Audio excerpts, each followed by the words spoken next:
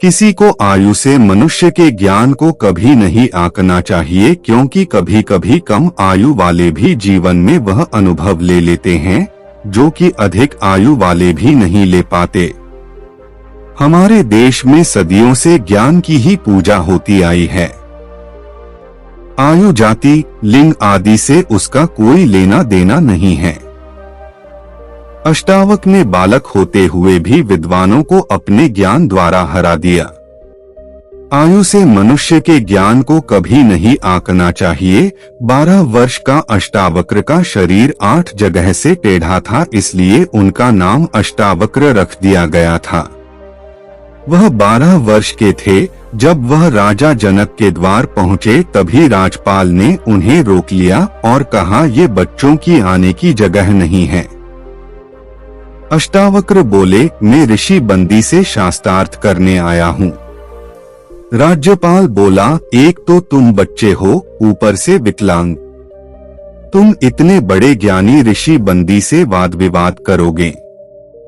अष्टावक्र बोले, वे ज्ञानी तो है, लेकिन उनके अहंकार ने उनके ज्ञान को ढक लिया है।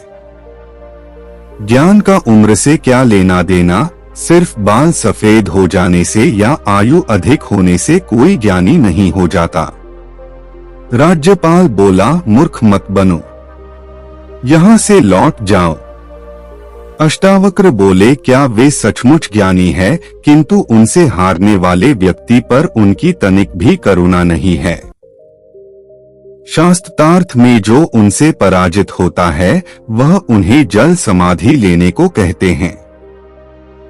मैं ऐसे ज्ञान को ज्ञान नहीं मानता जहाँ करुणा और क्षमा न हो।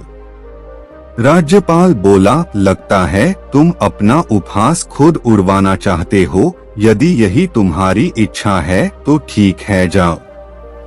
ऐसा कहकर राज्यपाल ने उन्हें अंदर जाने दिया। वे राजा जनक के दरबार पर पहुंच गए। अष्टावक्र के टेढ़े-मेढ़े शरीर को देखकर सभा में उपस्थित सभी विद्वान हंसने लगे।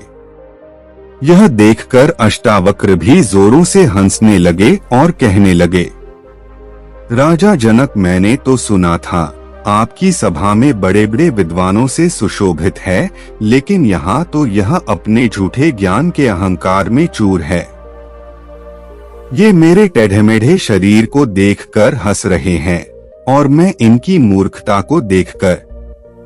राजन, आप मुझे यह बताएं कि हड्डी, मांस, रक्त आदि से बना ये शरीर टेढ़ा है, लेकिन क्या आत्मा भी कभी टेढ़ी हो सकती है? यदि नदी टेढ़ी है तो क्या उसका जल भी टेढ़ा होगा? अष्टावक्र के वचनों को सुनकर राजा जनक बहुत प्रभावित हुए। राजा जनक बोले, तुम सत्य कहते हैं, कहो इस सभा में आने का उद्देश्य क्या है? अष्टावक्र बोले, मैं ऋषि बंदी से शास्त्रार्थ करने आया हूँ। राजा जनक बोले, बालक, तुम ये जानते हो ना, यदि वाद विवाद में तुम हार गए तो तुम्हें जल समाधि लेनी होगी। अष्टावक्र बोले, जी राजन, मैं भली प्रकार जनता हूँ, आप मुझे आज्ञा दे। बंदी ऋषि को जब पता चला कि कोई विकलांग बालक उनके साथ शास्त्रार्थ करने के लिए आया है, यह सुनकर भी वह निरंत थे, क्योंकि उन्होंने बड़े बड़े विद्वानों को शास्त्रार्थ द्वारा हराया था।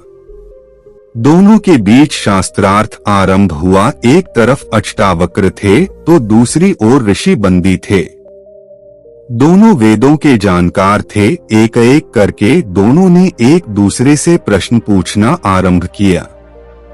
ऋषि बंदी बोले, जो कुछ दिखाई देता है वह क्या है? अष्टावक बोले, जो कुछ दिखाई देता है वह सब प्रपंच है।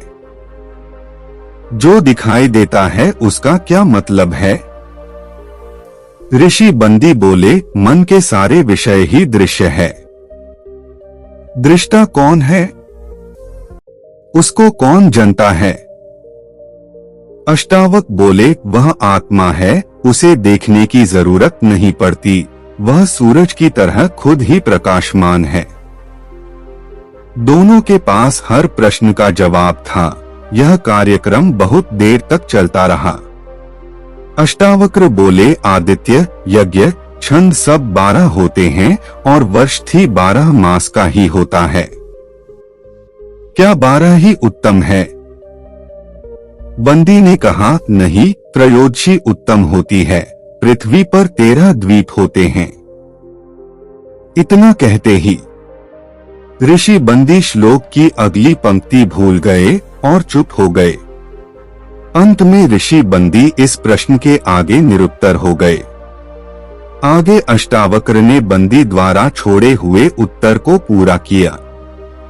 वेदों में 13 अक्षर वाले छंद होते हैं जो अति छंद कहलाते हैं। 13 दिन में अग्नि, वायु तथा सूर्य यह तीनों यज्ञ में व्याप्त होते हैं। वहां बैठे लोगों ने अष्टावक्र के लिए तालियां बजाई और उनके गले में विजय माला पहना दी। ऋषि बंदी का घमंड टूट गया। उन्होंने कभी सपने में भी नहीं सोचा था कि एक बालक से उनकी हार होगी। शर्त के मुताबिक राजा बंदी को समाधि लेनी थी।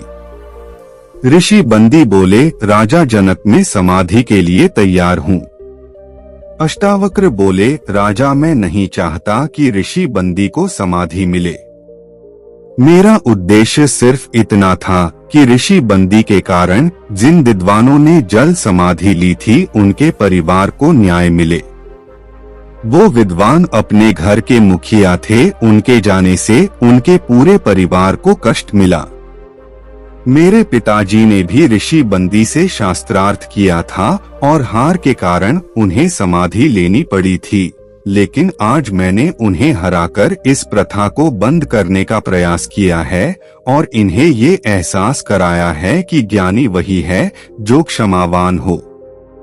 ऋषि बंदी बोले, अष्टावक्र तुमने तो मुझे हरा भी दिया और माफ करके भयानक दंड भी दे दिया है। इस हार के साथ में अपना जीवन कैसे व्यतीत कर पाऊंगा? अष्टावक बोले, आप नहीं हारे हैं, आपका घमंड हारा है। राजा जनक अष्टावक के ज्ञान को देखकर बहुत प्रभावित हुए। राजा जनक ने कहा, तुमने साबित कर दिया है ज्ञान की कोई उम्र नहीं होती।